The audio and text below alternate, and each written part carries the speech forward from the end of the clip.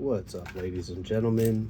Today we are going to be talking about bands. Now, I have plenty of these itty bitty baby watches that I have been waiting for 12mm bands. And personally, I order these things from China.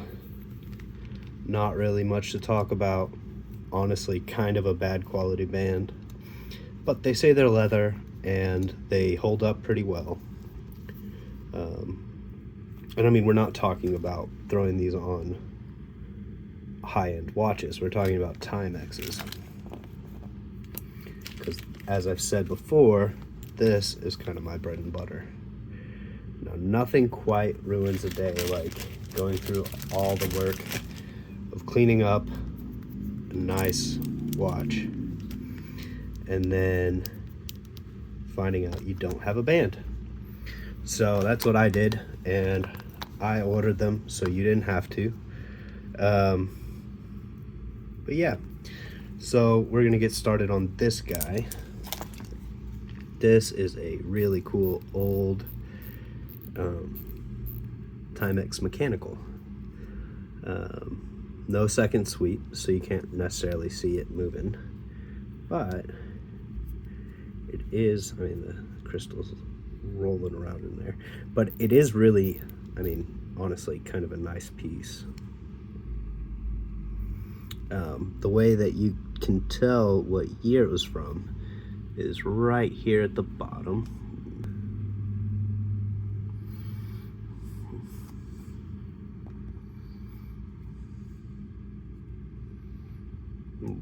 See those numbers in there?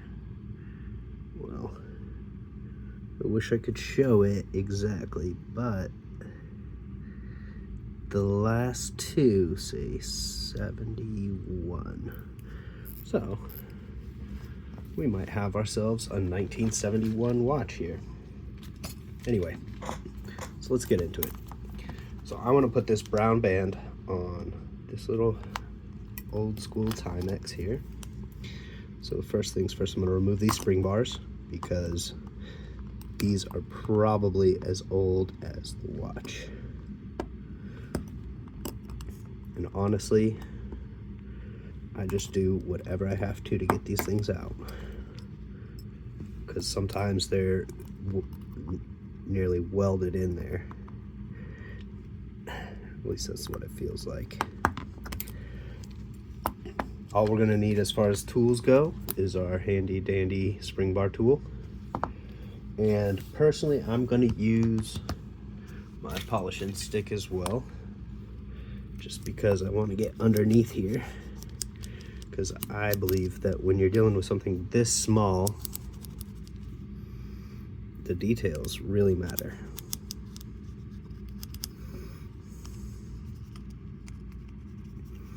So I was lucky with this one because it was running, and I usually time test them for over 24 hours. Looks like this one was just fine as far as if it's keeping up. Now, I mean, you're talking plus or minus a minute over 24 hours. And on something that doesn't have a second sweep, it's particularly, it kind of feels silly because you don't necessarily see the minute hands move. But I'm cleaning up the dial a bit. I mean, sorry, the acrylic crystal. Probably gonna polish that out as well, because I don't know if you can see that, but it's kind of getting hazy with the fiberglass. So I'm gonna hit it with some polywatch. And then we'll polish up this guy. The bezel. Is that leather? Interesting. And then we're gonna bust out our spring bar kit. Grab us a couple 12mm.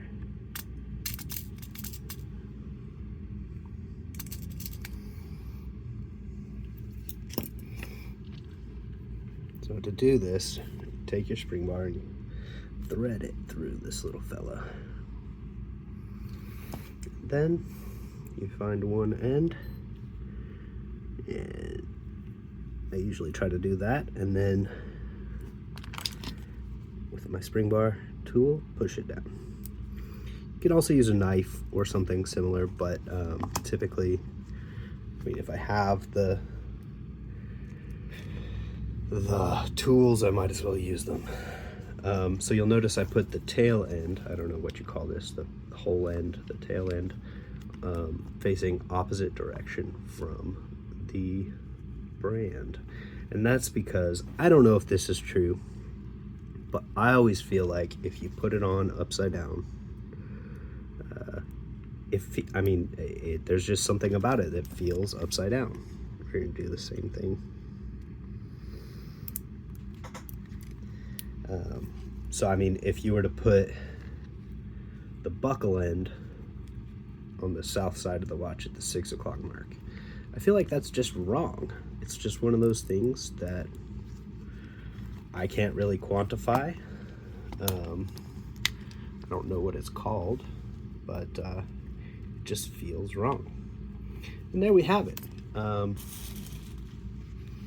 I don't know if that's a thing or if there is actually a correct way to put them on, but I've seen when I get them in the lots, they come in, they're already done, but backwards, it just doesn't do it for me.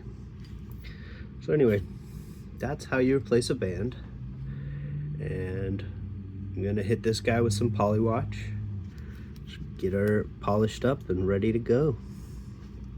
Thanks, and have a great day.